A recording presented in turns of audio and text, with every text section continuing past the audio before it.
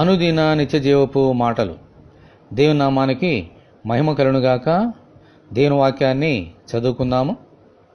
మరియు గత కాలమందు దేవునికి దూరస్తులను మీ దుష్క్రియల వలన మీ మనస్సులో విరోధ భావము గలవారనే ఉండిన మిమ్మును కూడా తన సన్నిధిని పరిశుద్ధులుగాను నిర్దోషులుగాను నిరపరాధులుగాను నిలవబెట్టుటకు ఆయన మాంసయుక్తమైన దేహమందు మరణము వలన ఇప్పుడు మిమ్మును సమాధానపరిచెను. కొలస్సీలకు రాసిన పత్రిక 1వ అధ్యాయము 21, 22 వచనములు. వాగ్దానములు నిబంధనలు అన్నీయు ఇజ్రాయేలువే ఉన్నవి. అన్యజనులమైన మనము ఆ వాగ్దాన నిబంధనలకు దేవునికి దూరస్తులుగా ఉండి పరజనులుగా ఒకప్పుడు ఉన్నాము. అందుచేత మన మనస్సులు కల్మషముతో నిండి ఆ దేవునికి చోటేక ఈ లోకములో సమాధానం లేక జీవించాం.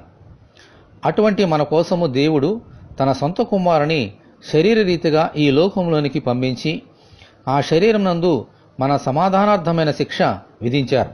ఆమేన్.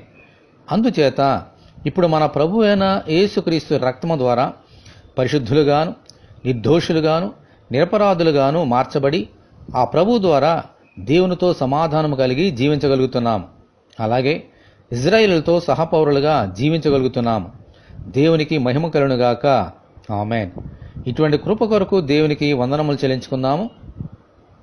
ప్రభువా, దేవునికిని మాకును మధ్య సమాధానకర్తగా శిలువ మీద రక్తము కార్చినందుకు మీకు వందనములు. తండ్రి అయిన దేవునితో మమ్మలను సమాధానపరిచి పరిశుద్ధులుగాను నిరపరాధులుగాను నిర్దోషులుగాను ఈ లోకంలో మీ మహిమ కొరకు జీవించినట్లు అనుగ్రహించమని, ఈ వాక్యం ఉంటున్న నీ బిడ్డలందరినీ అలాగున దీవించమని ప్రభువు అయిన యేసుక్రీస్తు ద్వారా ప్రార్థన చేయుచున్నాము తండ్రి. ఆమేన్. మన ప్రభు అయిన యేసుక్రీస్తు కృప మనకందరికీ తోడే ఉండి నడిపించునుగాక. ఆమేన్.